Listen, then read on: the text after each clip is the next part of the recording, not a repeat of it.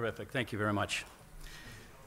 So let's look at some of the impact of technology science, which has a corollary we've learned from morality.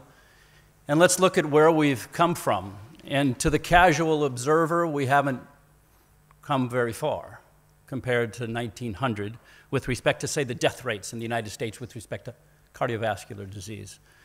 But there's other things beneath those statistics. Namely, we have heart disease, the advent of being able to image coronary arteries, that has been talked about, and stroke rate, and those make up that hump, if you will, of mortality. But what went on in the beginning? Well, we were busy fighting influenza, pneumonia, busy synthesizing penicillin and vaccines to allow people to live a little bit longer so they could experience coronary disease and heart disease. And that's why you see things on the rise. It's interesting to look back and see we had a formulation called digoxin, which was one of the most important treatments for arrhythmias and heart disease back in the 1700s. And that was one of the first technologies from a plant that actually went to treat heart disease. We saw nitrates come in on the 1920s, which helped dilate some of those burdened coronary arteries and unloaded the heart. We begin to see heparin, which is a blood-thinning product, begin to unclog those blood clots that were in the coronary arteries. But we also saw that there were the advent of diagnosis, which always increases the propensity of a disease. We also saw automobiles and television, so people could sit on their bottom on the streets as well at home and relish the fatty foods that began to creep into our diet. Lack of exercise and going ahead and eating some of those French fries and burgers. So that really just got to the peak, if you will, in about the 1960s. Beyond that, on the top is all the technologies, the drugs, that really made an impact. And below that line is all the devices that came in synergistically and made an impact. I highlight the ones, if you will, in orange, because from balloon angioplasty to stenting to heart valve therapy, those came from Israel. And Israel has been a fulcrum to that disease rate from cardiovascular deaths in going down. A substantial fulcrum, a substantial contributor globally.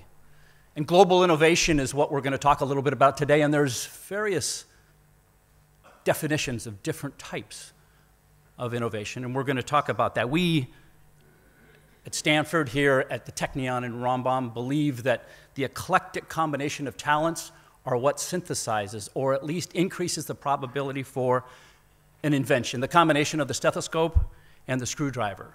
This gentleman on the left is a guy named Edwards. He's a hydraulic engineer. The guy, tall guy on the right, is a heart surgeon that has hydraulic problems for his patients in their heart valves. Together, they came up with one of the most important contributions to structural heart disease, and that was the Starr-Edwards valve. Again, different people from different disciplines under one roof increases the probability for invention. We try to teach this, just like is done here between Technion and Rambam, that bringing in orthogonal disciplines does eliminate those borders that we talked about and allows thinking outside the box. The number one formula for successful bringing of concepts into the clinic is a healthcare provider. It could be a surgeon, it could be a nurse, anybody involved in healthcare, understanding what is a clinical need and then getting together with somebody that understands how to put some technical solution towards that need. Again, the premise, the underlying theme is always to focus on an overwhelming need. Even when you get into the business aspects of this, it's always the patient first. If other priorities creep in, you've got to drift back to the patient and the healthcare system as being the first. We try to teach this at Stanford. It's being emulated many places throughout Israel and other places. I'm very proud to have several scholars come from Israel and participate in this program, which is all around the world, that again focuses on defining the need, then defining the concepts, the structural issues that go around the maturation of that concept into ultimately the clinic. But make no mistake, invention is not taught. Invention is unpredictable, it's unplanned, it's spontaneous. It's usually caused by the folks that are young because they don't know to say no. It's usually in an environment where there's chaos and a little bit of restlessness. That sounds familiar. That's why Israel is one of the most prolific. I thought you were laughing because of the Israel thing, but I guess not. Is one of the most prolific places in the world for new ideas, thinking out of the box. It's the click moment that can't be taught. It's spontaneous. You get a room with eclectic people, something happens. Now, once that something happens, you have to make sure that, again, another talent of what we do in the Bay Area, as well as what is done here, failure is the key to success. If you don't fail, you will not be successful. And you don't get ashamed. You actually put that on your CV. It's very helpful to be able to understand that failure is a key to success. But once that invention occurs, you can teach the innovation, the process by which you mature, whether it be intellectual property, whether it be prototypes, whether it be preclinical orientation. But where everybody fails is the execution piece. That's when you need to bring in people that have other experiences in business, in operations. Just like in baseball, the pitcher that starts in the first inning usually doesn't make it to the seventh. And there's usually another pitcher that comes in to make it to the ninth. You have to always bring more experienced, better people along this concept to clinic pathway. So let's talk a little bit about disruptive innovation. Inductive innovation, and we're going to hear about that from Dr. King later. Gene sequencing is making a huge impact in how we're treating patients personally. Biomarkers, stents, statins, heart valves, lung therapies. Let's talk about a few of those. We've seen the cost per genome go down precipitously. Within the next 6 months, it'll cost about what a Carmel bottle of wine costs. And it will probably take as long as it will be to drink that bottle. Amazing, because the private sector has come in. And being able to sequence genes, find those abnormalities quickly, and be able to orient drugs to them specifically is not only what we talk about with personal medicine, epidemiology, and ultimately prevention. And Dr. King will talk much more eloquently about this than I, but it is really an underpinning some of the impressive contributions in science. We would never give Erbitux or Herceptin today without looking at some of these biomarkers. Expression of KRAS and others help guide personalized treatment.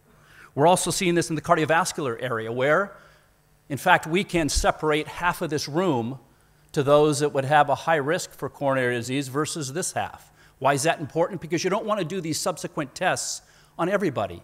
You just want to increase the a priori probability of the next test to increase the predictive value of that next test. That's cost-effective, good patient diagnostic technology.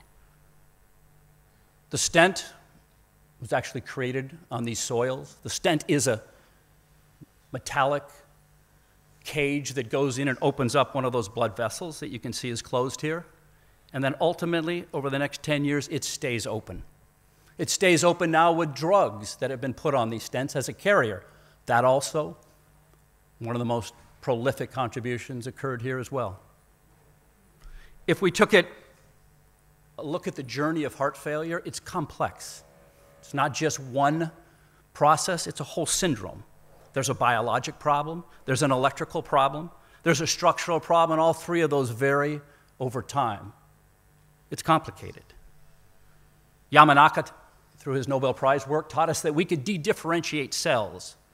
These are my cells from my blood being dedifferentiated to pluripotential cells and then being grown up 10 days later as a beating cardiac cell in a dish. Now, my 13-year-old girl thinks this is really cute, that my cells are in a petri dish beating away. But what's important about this is that we discover drugs based on mouse models, and we don't find out that there's human cardiac toxicities, let's say, till decades later.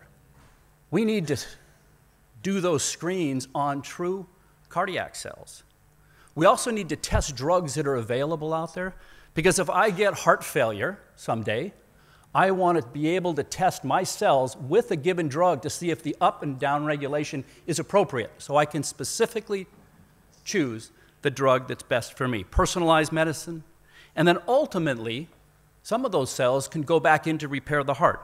But they're not going to go back in to repair the heart and expect those cells to do a push-up and make the heart perfect. We have to unload the heart first with some of the devices that we have. And you're beginning to see the combination of devices and biology enter into our armament to treat patients. We have to unload that heart in order for those cells to electrically and mechanically communicate in the scarred milieu of patients with heart problems. Let's look at another combined technology. In 1960, the pacemaker was pretty large. Today, it's the size of a vitamin pill. I can put this in 11 minutes.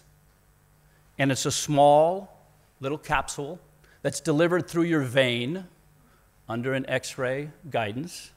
Again, in 11 minutes, it stays there. It has a battery life for 10 years. Not only that, but it can communicate externally with my cell phone, and I can see intramyocardial EKGs and pressure, things that we only get to indirectly. This is a combination of therapies that we're going to see exponentially move into medicine.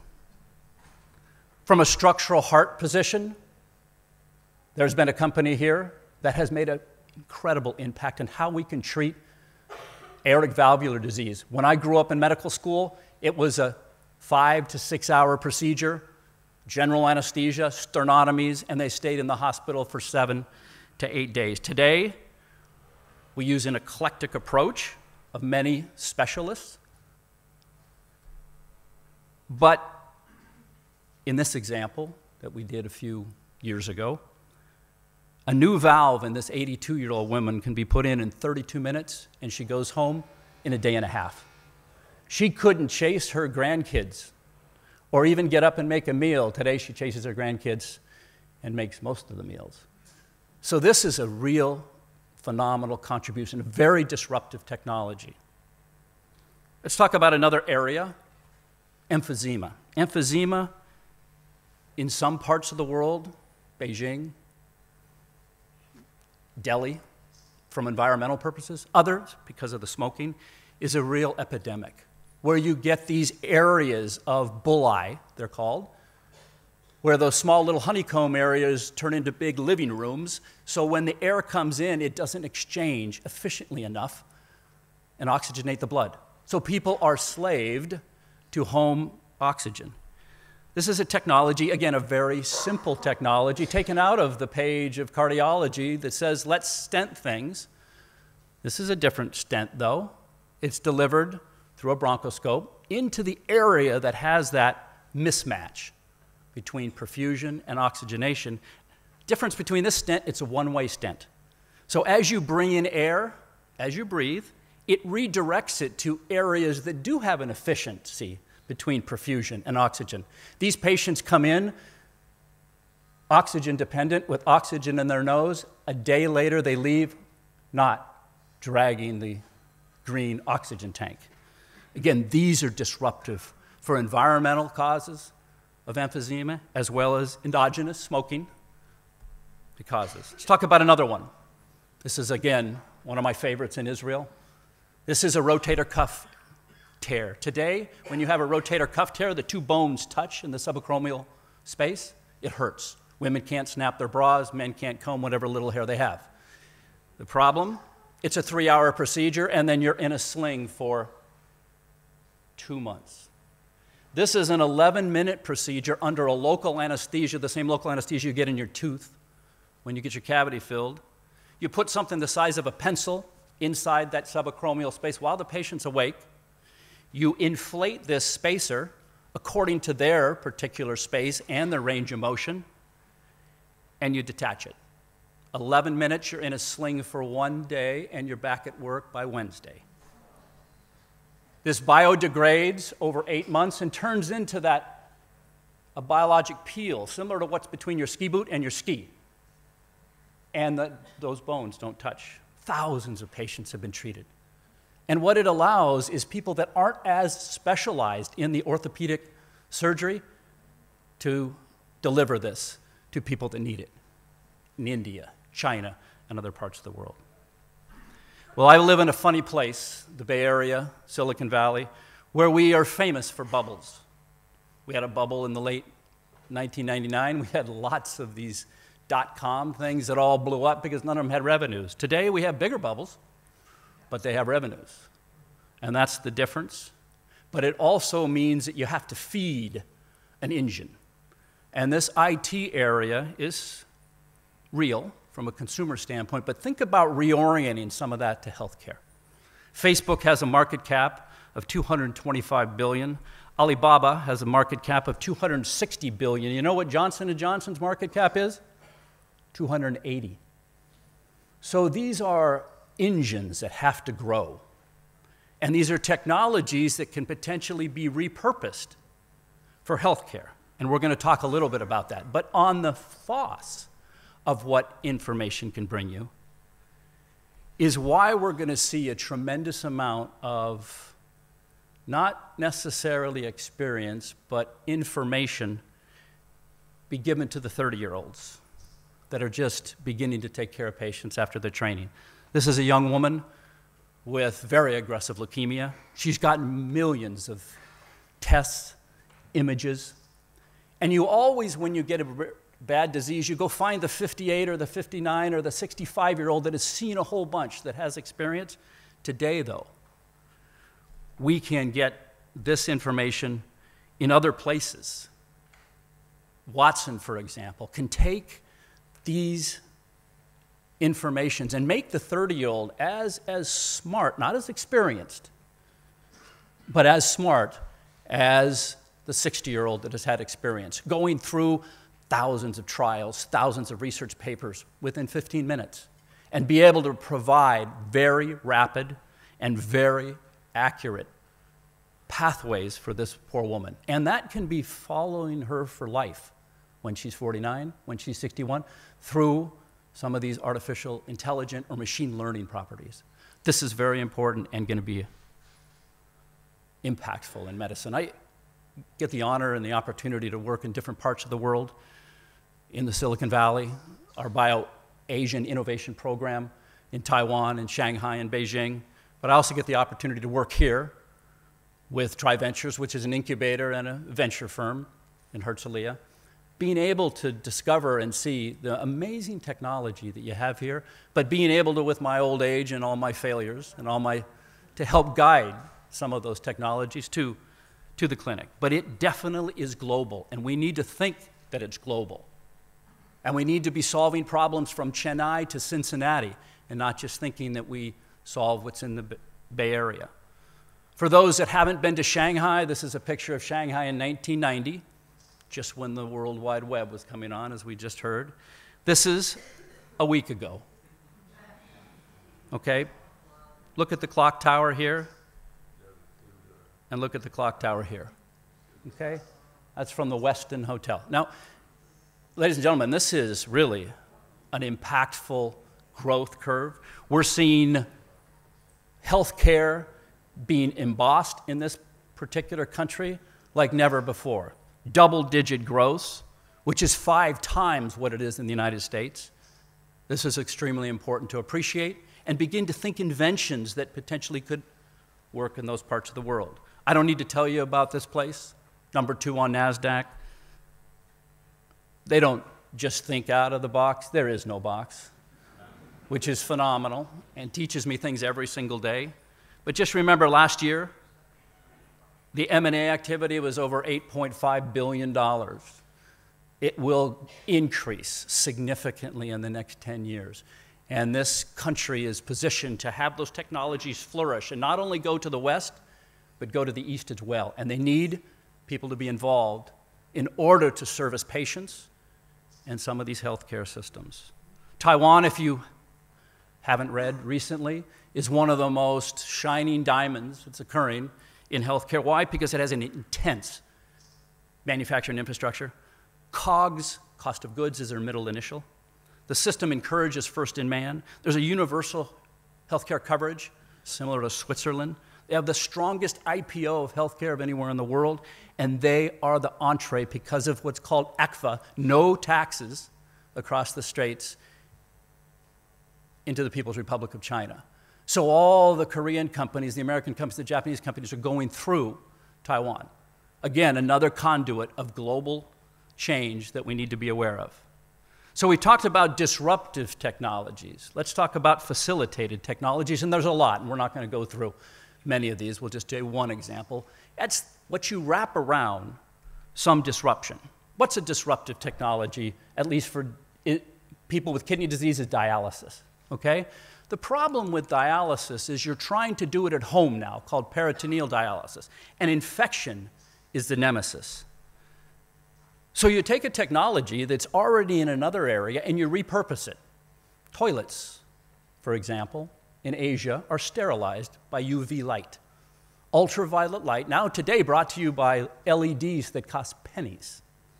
So you implement that sort of technology at home for people with peritoneal dialysis. Again, remember, 50% of the time they get infected in a 12-month period, and you only get 2 shots when you have peritoneal dialysis before you're then slave to hemodialysis. So you take this little device that looks the size of a thumb drive, and it has a series of LEDs in it. You hook it up in series with your dialysate, and not only does it completely eradicate any colonization and the fittings, but also with the dialysis material. Simple. It costs $3 and it lasts a month. These are simple technologies that have a big impact. Let's talk about another one in reverse innovation. Reverse innovation is kind of interesting. If you haven't read this book, you probably should. It's called Reverse Innovation. It's pretty easy to remember. It's written by the India Mafia, because they're probably the most prolific at it. Gatorade, which is something we use all the time, didn't come from the Florida Gators during football season. It came from the cholera epidemic in Bangladesh. High protein, caloric supplements for people that were dehydrated. Hey, it worked on the football field too, but it didn't come from there. It was repurposed. It was reversed. Let me give you another example. GE, with their big refrigerator-like ultrasound devices for obstetrical appreciation or cardiac appreciation, said, we're going to go to China. We're going to bring those big refrigerators to China and to India, but they found out quickly that the room wasn't even as big as the refrigerators. So with local talent, what happened is they basically came up with a smaller ultrasound machine. It didn't have all the fancy issues that the big one had, but worked in that particular population. And you know what happened? It came back to the United States and populated ambulances, ERs, and clinics, and ended up being more impactful and having more revenue than the refrigerators. Reverse innovation is going to be impactful in medicine. Let's take another example from Israel. This is for diabetics that carry around these blood glucose monitors,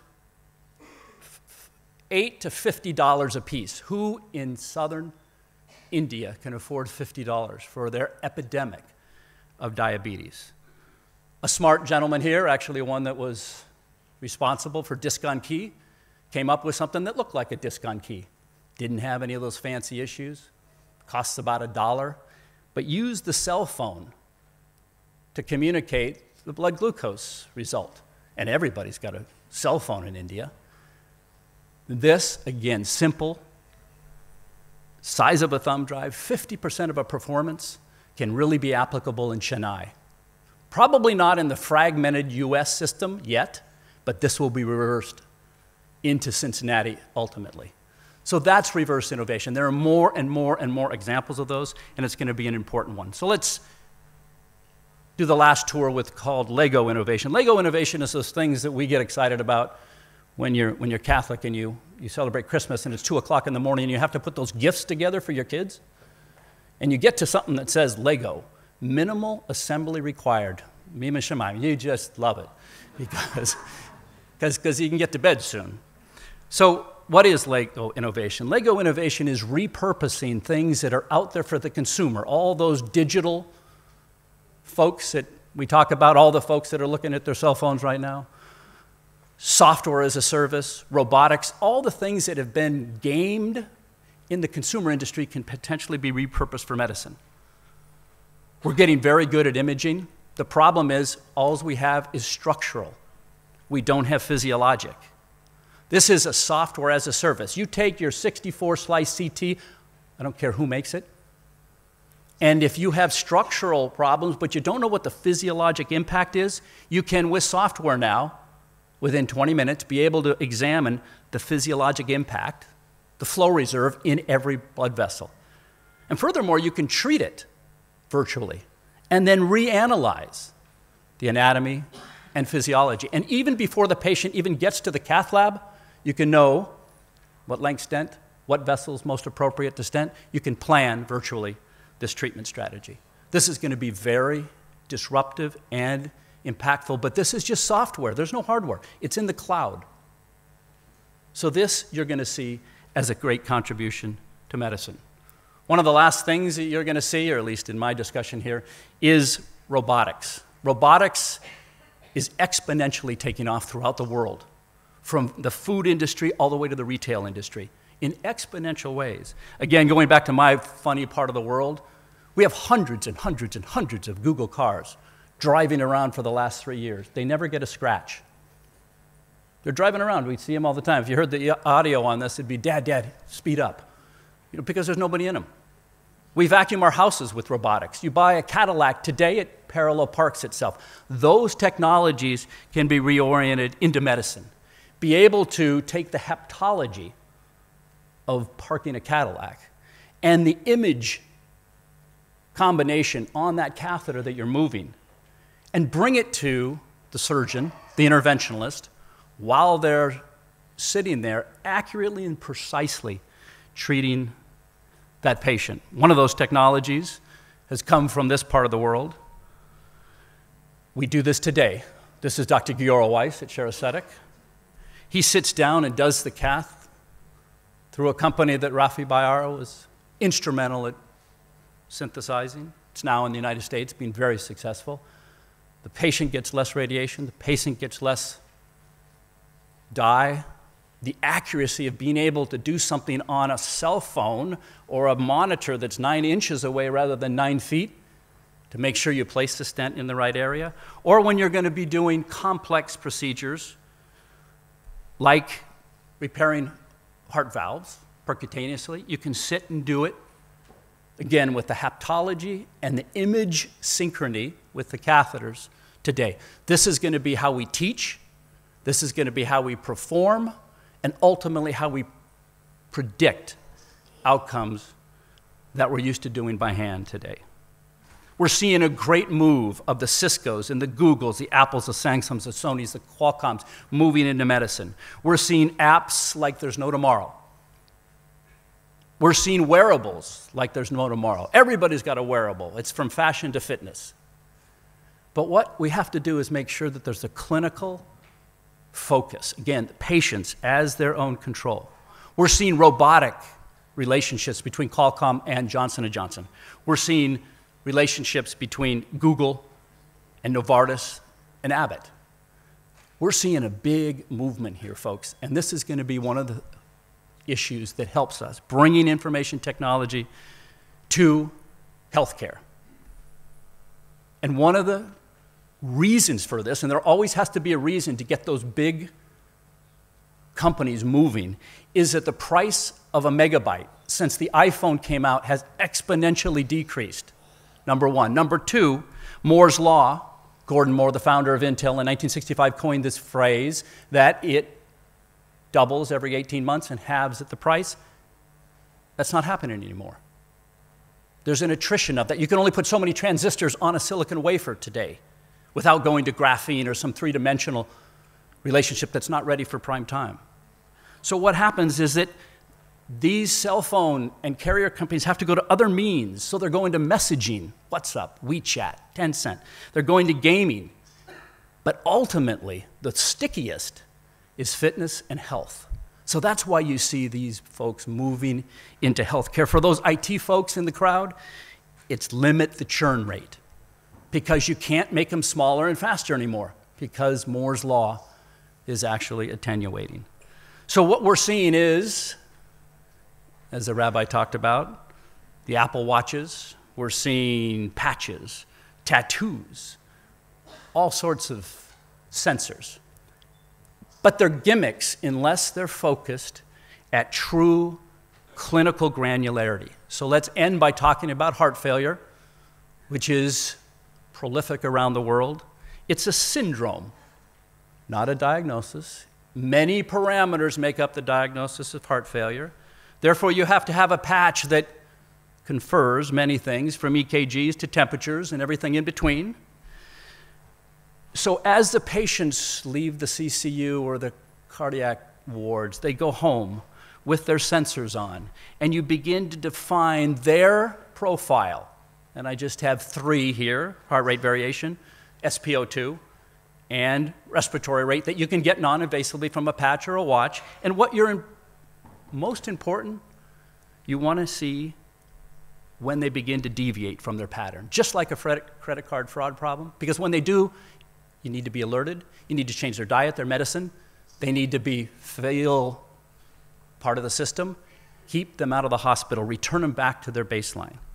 So when Bob here begins to enter into this red zone, you need to change something as an outpatient so he doesn't come back off the Starling curve and is that, quote, frequent flyer we see in the ER every time from these heart failure patients. That's a way to treat patients well, save cost for the system.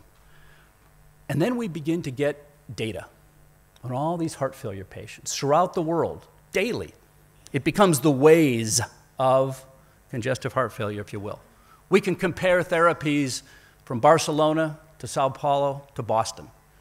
Those data are very important, not only to treat patients better, but they're more efficient for pharmaceutical issues and being able to tailor over time these folks with heart failure. I'll end with one wild concept that I guarantee you within the next 5 years will be realized. Hospitals will not be in charge of urgent care, preventative medicine, or chronic disease management. They will go back to becoming ICUs.